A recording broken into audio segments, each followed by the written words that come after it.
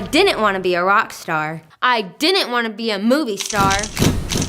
I want to be a health-based culinary expert, a cook star, and so can you. Hi, I'm Remmi of Cook Time with Remmi, and welcome to Chef Club Box Fresh. Today, we're gonna make balsamic honey glazed chicken with potatoes, apples, and sage, with mixed lettuce and grape salad with red wine vinaigrette. So let's look at our ingredients. Of course, we have our recipe card, and we have our ingredients for our salad, our lettuce, our chives, our grapes, and almonds. And then we also have our apples and sage that we need, our potatoes, and then we have our mustard and garlic and everything we need in here. And of course, our chicken.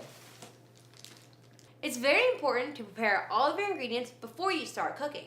And on the back of your recipe card has the ingredient list with instructions on how to prepare them. So I'm gonna go ahead and do that. You do it too, and we'll meet right back. So for our first step, we're gonna actually start our marinade. So what we have here is we have some balsamic vinegar and we have honey. We can go ahead and add those together. Fun fact, in 1046, it was the first recorded historical reference to balsamic vinegar, and it was supposed to be a gift to a king. So it's very nice. Then we have some mustard here. We're gonna scoop this little guy out. Make sure we get all of it. Oops, maybe on the table. And then we'll have some garlic. And then you just want to mix that together well. Really dig at the bottom and get that honey because you want that sweetness in the marinade. So in a smaller bowl, just be very careful. You want to keep all the marinade that you can. It smells good. And then what we're going to do is actually we're going to go ahead and salt and pepper our chicken thighs here. You want to make sure you have your meat always very well seasoned. A little bit more there. And then we're going to go ahead and add our marinade. So I'm just going to go ahead and try to drizzle this on all the chicken. And make sure you get everything out. You can use your tongs or you can use your hands. I'm preferably going to use the latter because that way you can really get the marinade soaking in there. So if you want, you can just sort of get that around, make sure it gets some, just maybe roll the chicken thigh around it and make sure it sort of keeps its shape though because you don't want it to get too loose. Oh, it smells good. It smells a little weird. It smells definitely good weird. I'm not sure how often that happens. So I'm actually going to go wash my hands real quick and then come back and cut our potatoes. So while our chicken is resting in the marinade, you want to let that happen for about 10-ish minutes to really get that flavor in there. We're actually going to cut some potatoes. I already actually cut through my little baby potatoes here, but we're just going to go ahead and finish it off. Also, what I've already done is I preheated the oven to 400 degrees in preparation, and I've turned my stove on about medium-high heat, so we have a hot pan ready. Let's make sure all these guys are good. And now we're ready to go to the stove. So we're going to actually go ahead, I have about, as I said, at medium-high heat. We can go ahead and get our oil.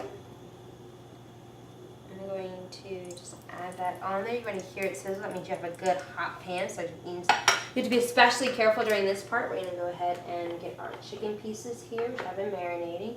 I'm going to go ahead and put them on a pan. You got to be very careful during this step because the oil might come out and get us. And with the marinade in there, it's going to add a lot of extra moisture that might come off as vapor. So keep your head away. And so then once you get all your chicken in there, you're going to go ahead and pour in the rest of the marinade. Like that. Smells good. I love the smell of balsamic vinegar. So what you're actually going to do is you're going to sear the chicken so it gets nice and brown and crispy on both sides. So I'm actually going to wait. It takes about 2 or 3 minutes per side. Fun fact, chickens can actually recognize up to 100 faces. So if you're ever going to cross a chicken, and hopefully you don't, let's hope you're the 101st face so they don't remember you. I've actually never crossed a chicken before, so let's hope I can keep that record clean. Now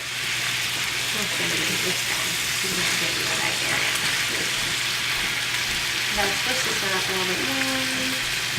This side is, ooh, that looks good. So my chicken is nice and seared. As you can see, it has a nice golden crust on it. So we're going to go ahead and add our potatoes. You can just sort of, put them into the pan, not on the table. Just put them wherever the space allows. You can even put them on top if you need to. But just around the sides like this. And it's a great thing about using the little potatoes, they can fit in those smaller corners. Put that around. Oh. Like all the potatoes. And then we're also going to get about half of our sage here and just sprinkle it on. About half. And we're actually going to go ahead and turn this off. I'm going to put it in the oven, 400 degrees for about 10 minutes. And while that's cooking, we're actually going to go ahead and make our salad. Step 3, we're going to make the salad. So I'm actually going to scoot those over. What we have are just some mixed greens. And what we're going to do is we're going to add our mixed greens into our bowl here. Make it nice and fluffy. And we're going to go ahead and add our red grapes. These add a great pop of color and a super sweetness. And if you get a nice and crunchy grape, it's amazing. We're going to add our green onions. Just get those in there. And then our almonds are already toasted, so it gets a really good earthy, nutty flavor. And it's nice and warm and good different texture.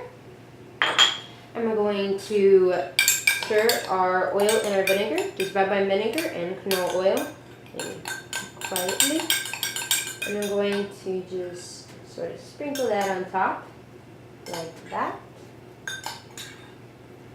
And then you're just going to stir it all together. It's a very easy salad. It's just mixing, basically mixing.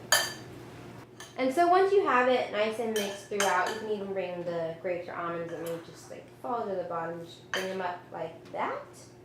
And then your salad is done. Super easy, super simple. And so after that, we're actually going to go ahead back to the oven and add our apples for step 4. So now the chicken has been cooking for about 10 minutes, and we're going to go ahead and add our apples. We want to add these more toward the end so that way they don't get super soggy. Make sure to be very safe with a hot mat because the oven is hot. So we're just going to scatter our apples now. Just get them all throughout again. And then we're going to close that back up and let it cook for about another 10 minutes. Step 5, plating.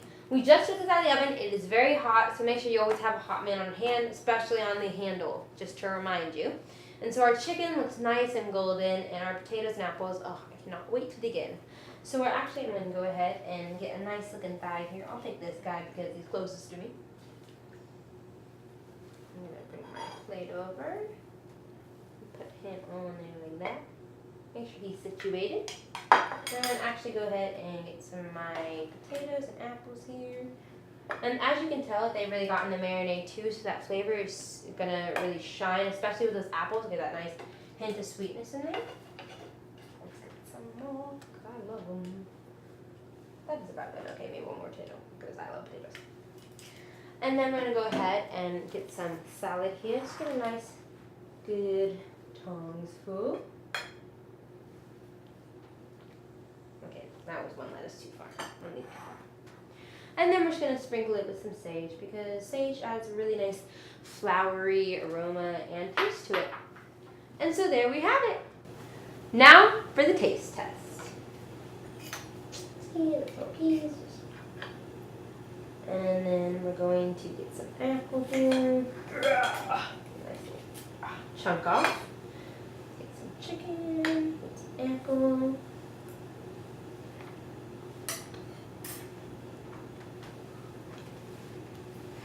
That chicken is so tender and it has a nice crust from the sear. And the apple just really brings a complement to the sweetness and that the vinegar sort of combats but complements as well. It's really, I don't know, it's like awesome and amazing and I love it. And then I'm going to try some salad as well. So I'm just going to get a little bit of piece here because the apple is very annoying. Let's get just some grape and get some lettuce. Oh, if I can, get it on my fork. Maybe not. Okay, let me use my finger. There we go. Oh, that didn't even work. Okay, there we go.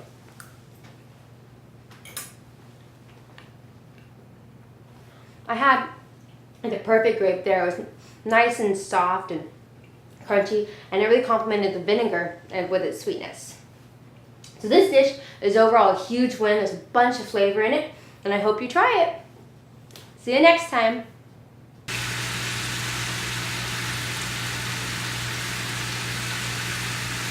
It's an eating dance.